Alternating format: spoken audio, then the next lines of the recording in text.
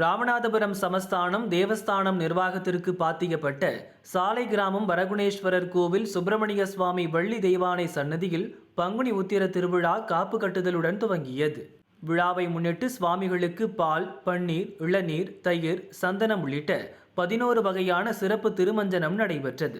தொடர்ந்து கணபதி ஹோமம், சுப்பிரமணிய சுவாமிக்கு அபிஷேக ஆராதனைகள் நடைபெற்றன. அதைத் தொடர்ந்து சுப்பிரமணிய சுவாமிக்கு காப்பு கட்டிய பிறகு பக்தர்களும் காப்பு கட்டி கொண்டனர். விழாவில் தேவஸ்தான செயல் அலுவலர் விக்னேஸ்வரன் மற்றும் சாலை கிராமம், இளையான்குடி சுற்றுவட்டார பகுதிகளைச் சேர்ந்த ஏராளமான பக்தர்கள் கலந்து கொண்டனர். விழாவின் முக்கிய நிகழ்ச்சியான பங்குனி உத்திர திருவிழா வருகிற 25ஆம் தேதி நடக்க உள்ளது. அன்றைய தினம் பக்தர்கள் பால்குடம், பறவை காவடி எடுத்து வந்து சுவாமியை வழிபடுவர். விழா ஏற்பாடுகளை சாலை கிராம பொதுமக்கள் செய்து வருகின்றனர்.